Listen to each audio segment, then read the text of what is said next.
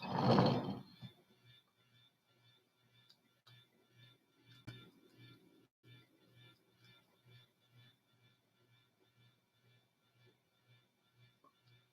good morning. Good morning and welcome to this Dawn Busters Taste Challenge. Here we are at 5:32 a.m. Central Daylight Time. We have James Foxe Canadian Blended Whiskey. I got this at Way Liquor in New Orleans for $8.99 a liter. This liter bottle was only $8.99. Introduced in 1975 by Seagram's. Sold to Sazerac in 1989 and still made by Sazerac. They haven't changed the label much, if at all, over the years. Looks like something from 1975, doesn't it?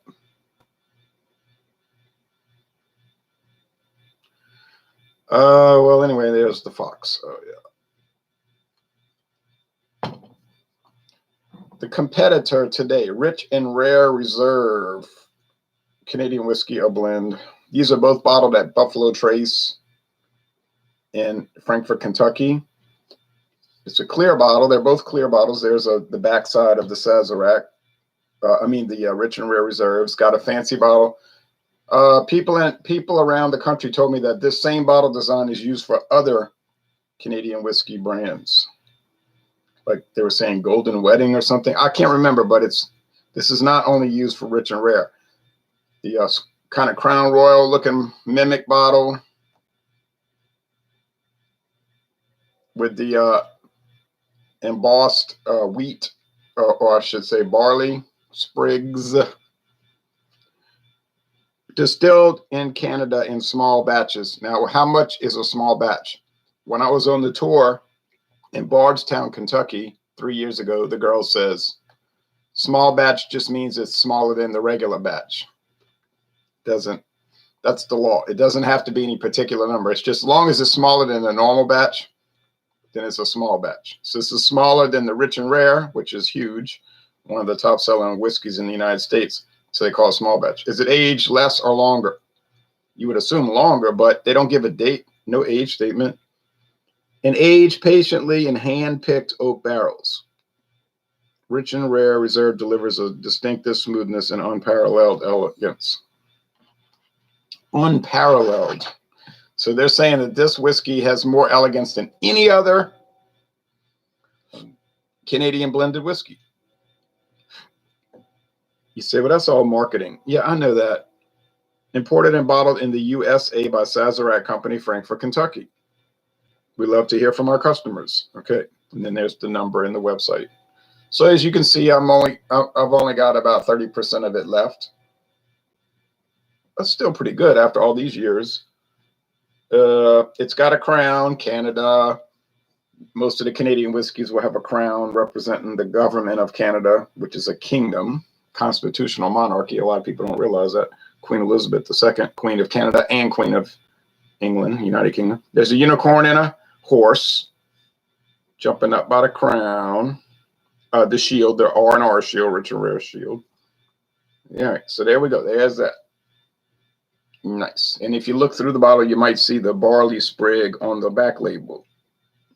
It's hard to see with this glare, but you see that? Yeah, it's nice. This will run you about $12 a bottle, but I got it on sale, I think, for $9.99. $9.99 at Dorgmax. You jump on it when you see it, because if you don't jump on it when you see it, you ain't gonna see it later to jump on it. All right.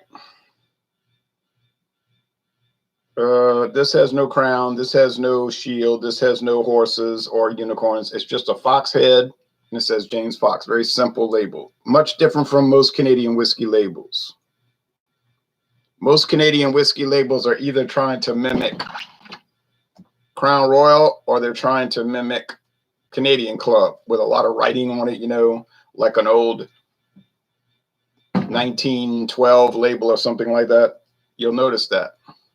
Just like bourbon or Tennessee whiskey, whatever. They'll try to mimic Jack Daniels with a squared off bottle and a lot of writing, old writing, try to make it look like an old turn of the century. I'm talking about turn of the 19th to 20th century label. See, I pick up on those things. I pick up on those things. James Foxe. Now, you would imagine that I would imagine, we would imagine. I love the bottle though; it's a great bottle. You would think that I would be able to tell these apart because this one here is $9.99 for a 750, and that's really much lower than normal. It's about $12 or $13 for a 750. Okay, and you can buy the big handle bottle, which has no handle on it. I don't think it's just big and plastic like this, but not glass. Big ugly plastic bottle. Glass.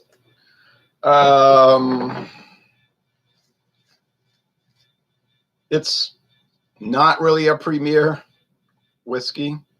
It's kind of a budget whiskey, but they're trying to make it look like it's a premier product, a premium product. Okay.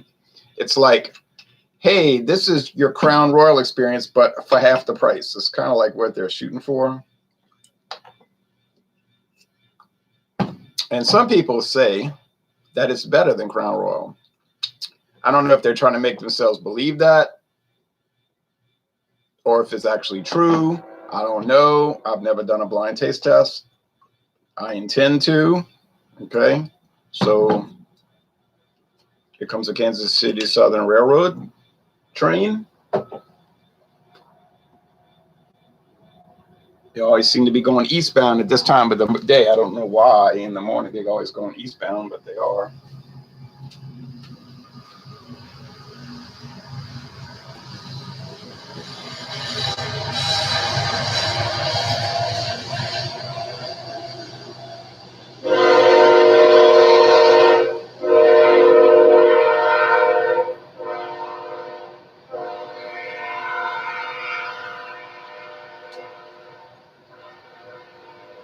Another interesting thing about these whiskeys, and I want to welcome the viewers. Another interesting thing about these two Canadian blended whiskeys, they don't say bottled at Buffalo Trace. See, they'll just say bottled by Sazerac in Frankfort, Kentucky.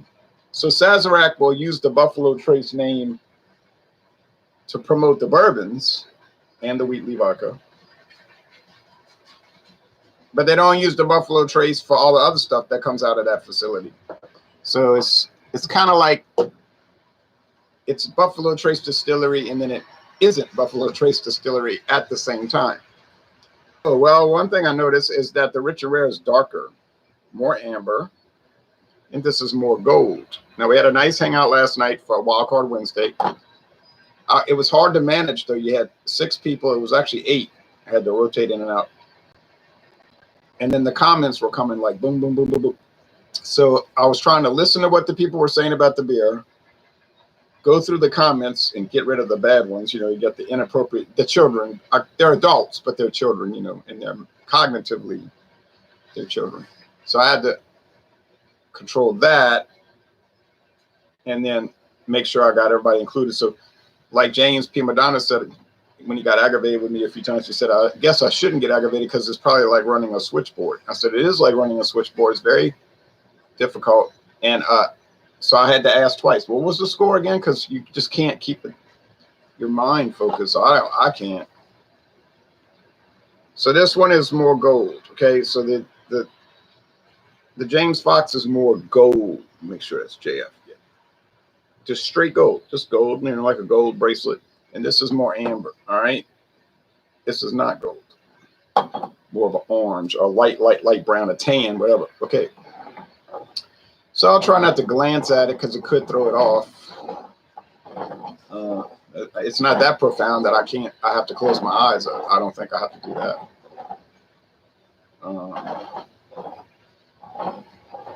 My experience with these two, would I recommend them? Yeah, I'd recommend it. You know, why not? I'd recommend it. $8.99 a liter. Of course, you probably never see James Foxe. I've seen it 3 times in Louisiana. So apparently it's around here, but it's not widespread at all. Rich and Rare Reserve, yeah, that's everywhere. Anybody that sells liquor, I mean, a big store is going to have it. Well, I say that Walmart doesn't have it, but Winn-Dixie, Mathern's,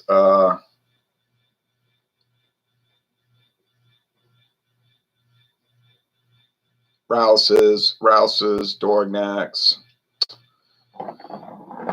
your convenience stores that are really liquor stores, like Savannah Discount, Discount Depot, Martin Wine Cellar, which is a liquor store, wine store, and restaurant. See, in Louisiana, we don't. It depends on your parish, the parish. St. Bernard Parish, yeah. But generally, you don't have liquor stores because there's no strict laws about that. Grocery stores can sell liquor, gas stations can sell liquor, and so forth. So you usually have convenience stores that are really liquor stores.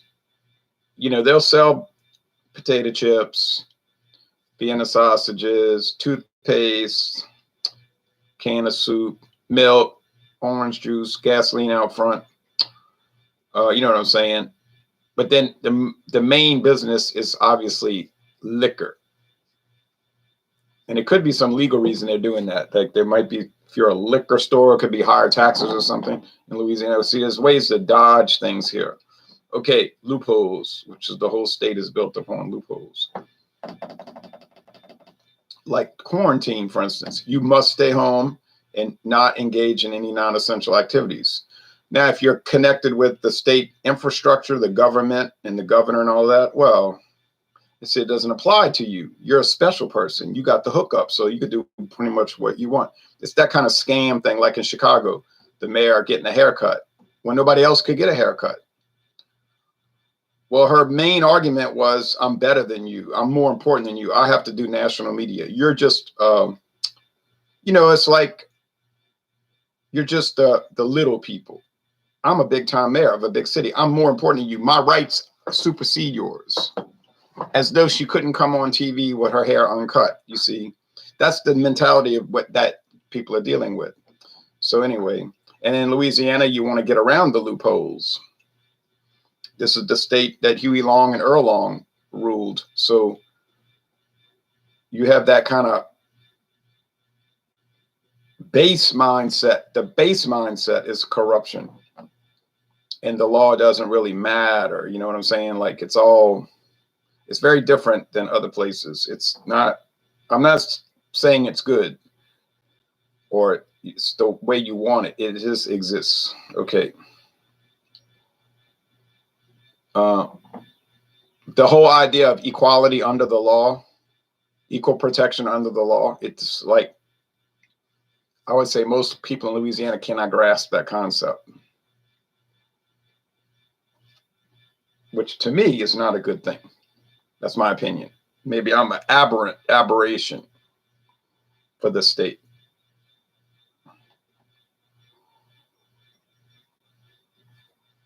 Let's see. Yeah, it smells standard, you know, just like standard. This smells like fermented grain, distilled grain, and then fermented, I should say. It'd be like if somebody said, what does Canadian whiskey smell like? You let them smell that. And they'd be like, oh, okay. So it's like alcohol, grain, corn, mostly corn. William Kepley was kind of ranting about corn last night. And then I went on about rice. And he's right. He's 100%. I told him, I 100% agree with you. You see, he exposes a lot of the hypocrisy of the craft beer world and everything like that. So I said, yeah, right. It's just, this is not that different. It's different. Let me be clear. It's not that different from a Jack Daniels, a Jim Beam, something like that. The similarities are much more apparent than the differences. Let's go over here. Yeah, and here I think I'm getting more aroma from flavoring. Sherry wine, plum wine. I've got a whole bowl of this plum, these plums, the loquats, the Japanese plums. I said to myself this morning, I'll never eat all these. I don't even like fruit. I brought them to work. The people didn't want them. See, people at work, they don't want that. They want junk food, you know, cake, pork, you know, pork cracklings. I mean, fruit. Who wants to eat something healthy like that? So a few of them ate it, but they're not. I'm not going to bring any more of that to work. So wait, now if I'd have brought it to school when I was teaching high school, yeah, the teachers would eat it all up. But you're dealing with a different group of people, let's say. Okay.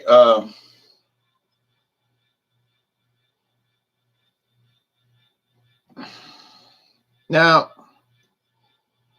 I'm talking about the flavoring, like it's a butterscotch. I think that's a good thing to say. Butterscotch, almond extract, Johnny Neely says. I say white rum, or I think it's sherry wine, something. But this one isn't that different than the one over there. So even these two are kind of alike, very alike.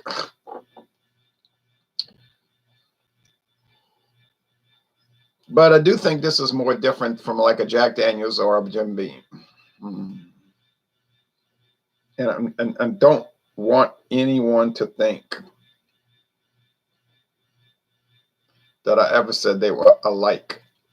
I said they had similarities. Would I pay the $24.99 or the $21.99, whatever you got to pay for Jack Daniels? No, I would not. I don't see where that at all gives you the payback. You're buying the name, you're buying the brand. But have I still continued to buy the brands? Yes. But once. You know, I don't do repeat buys of buying the brand. You know what I'm saying? Is Jack Daniels good? Is it fine? It's fine to me. But then there's a lot of other stuff that's fine to me. That's half the price. Okay. All right. So you get the alcohol pungent nose thing. Cornbread type thing.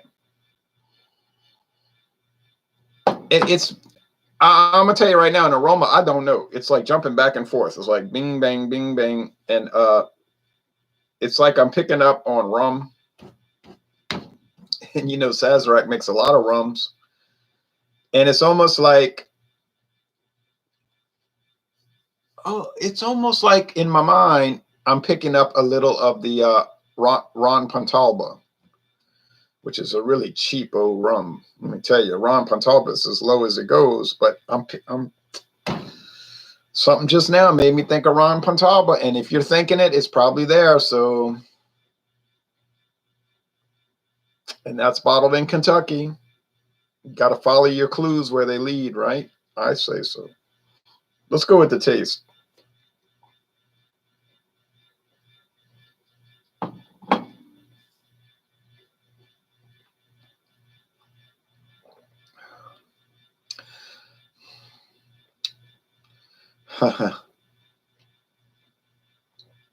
So predictable. So predictable. Sweet corn, plum wine, blending sherry, perhaps white rum,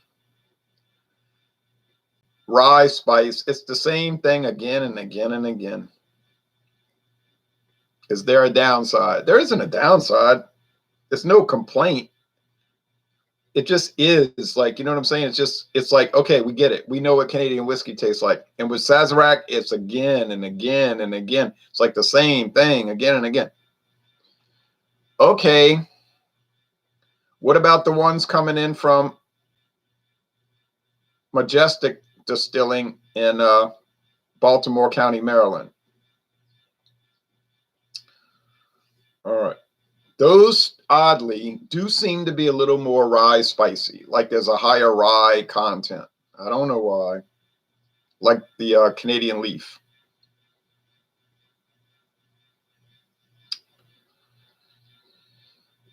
Could have something to do with the history of Majestic Distilling, formerly Monumental Distilling, right on that railroad track in Baltimore County, Maryland. Like literally,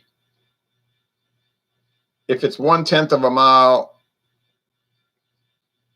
I'd be shocked. It's that close to the actual city limits of Baltimore. We're talking about right outside the city limits. But Pikesville Rye started there. And there's sort of a, from what I was reading, a history of high rye whiskeys coming out of Baltimore, Maryland. So I thought the Club 400 blended whiskey had a higher rye note, sharp, pepper. Maybe you want to get sauerkraut and corned beef with a kosher pickle and potato chips.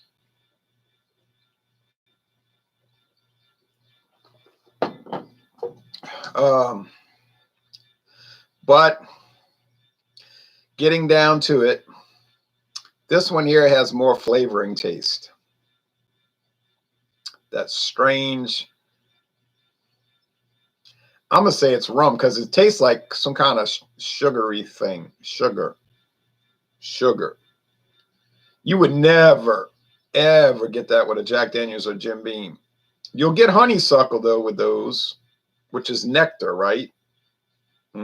Get that. You get the dried fruit like they will put in a Mylar bag.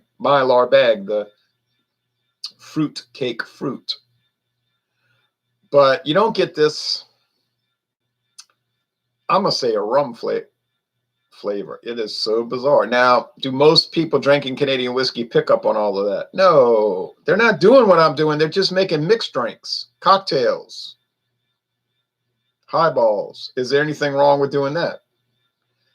Now, some people in the whiskey world seem to believe so. Like they're the lesser people that make highballs, cocktails, which is some totally mad and disjointed and, I would say, deranged way of thinking. If everything you drink has to be neat, go ahead and drink it neat. I don't care. But if everybody else wants to make cocktails and never drink neat, why should you be like intimidated by that or hung up on that? Why should you have to be like an apostle of whiskey in deep speculative, you know what I'm saying? A pendant Rosicrucian whiskeyism. You know what I mean? Okay, so people buy this and they make cocktails. They don't think about it. They don't break it down. They don't analyze it. They just say, I bought it, it's cheap, I drank it, I like it. And they don't even, that's if they think about it that much. They're watching TV, playing rummy with their friend. Maybe they're playing gin rummy with their friends. You know what I mean? So to do what I'm doing, that's the aberration. That's the eccentric. That's the strange. That's the abnormal, okay? Now, can I tell them apart? I think I can. Bernie Sanders says left the building. Yeah, I saw that yesterday. I don't know why he ever entered the race. But that was one of those. Yeah, I know. I mean, I know why, because it was one of those on mission campaigns. He knew he never was going to win the first time and the second time. It was simply to try to push more socialism into the Democratic Party as if they needed that. So I knew what he was about. But as far as the Democratic Party in 2020, it seems to me that from the start, they've thrown the race. You know what I mean? Like the fight was thrown. They had no intention to win. They had a feeling that they weren't going to win. What does the party, and the Republicans have done this many times, what does a political party do when they know they're not going to win? They make sure the bums are running. You know what I'm saying? People that are old party people that never could win, old hacks, washed up senators, old vice presidents. In other words, second string, minor league, either they're minor league or they're major league second stringers, never really were a starter, journeyman players like that, like a Joe Biden, a Mitt Romney, an old hack like McCain, or what's his name, old fuddy-duddy, that ran in 96.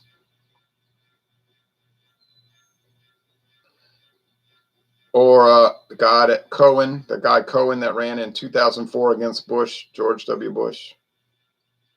That's his real name, Cohen. He tried to pass, that family tried to pass themselves off as Irish. I read the whole article about that in the Times-Picayune newspaper.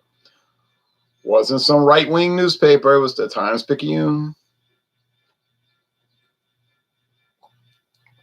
But those are people that are never going to win. They're never going to win. They're not going to win. They just run them out there. And they take a dive. It's like Sonny Liston against Cassius Clay in the second fight.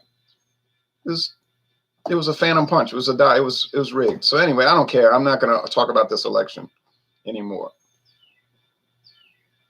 I'm going to talk about this whiskey. You think they'll look to replace Biden for being unfit? It's possible if he's really out of it. You know what I'm saying? Like in the next 2 months, if he's, like if they go to him and say, Joe, you need to brush your hair. And he says, what is a brush? And they say, oh, no, he's not claiming he already brushed his hair. He's saying, what is a brush? And they're saying, that's it. So they could do that, Probably they won't, and they'll just let it be a dumpster fire. He'll be out there. It'll be bad. It's going to be bad. It's going to be real bad. Or something. I don't know. It's going to be interesting. How do you manage that, before the general election? I mean, yeah, there could be a behind the scenes scenario where they're trying to bounce him and bring in Cuomo, their golden boy from New York.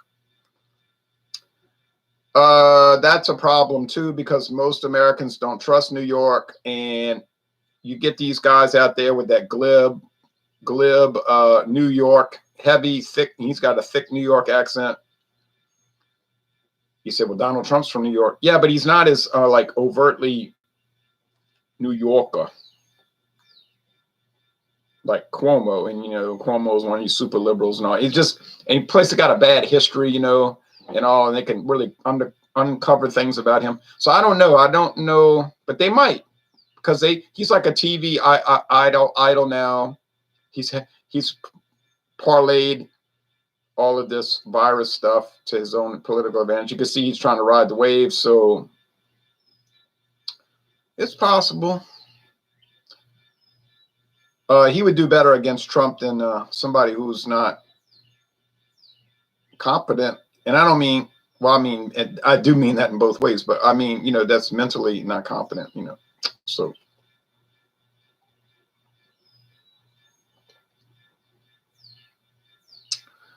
I think this is the rich and rare because it has less of the flavoring. Is it a better whiskey? I wouldn't necessarily say that.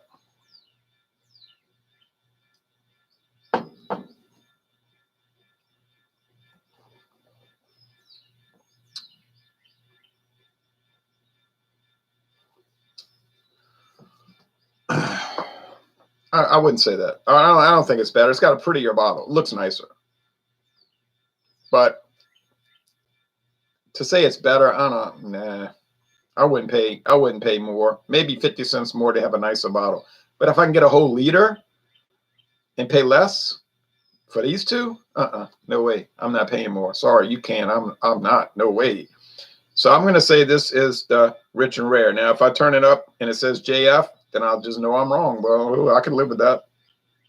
It's not JF, though. It's not James Foxe. Yeah. I think Rich and Rare Reserve is really not that different from the other Sazerac whiskeys. I just think they put less flavoring in it. So they try to make it seem more like a Crown Royal. Because Crown Royal is kind of like that. Not flavored too much. Not flavored too much. And just more standard Canadian bourbon type thing. And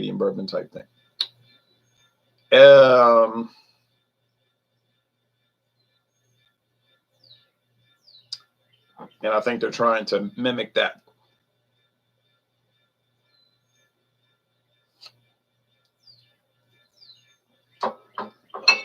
But yeah, I mean, buy them, try them, whatever. I've been very happy with both of these. James Foxe, I'm very happy with it. I didn't know what to expect, really. But yeah, it's fine. Rich and Rare Reserve, it's fine. I literally like it. I don't arguatively like it. You know what I'm saying? Arguably. I don't arguably like it. I don't like it in context. I don't like it relative to other things and all that. I just like it. It's good. And I think James Foxe is just good without trying to make some kind of reference point with it.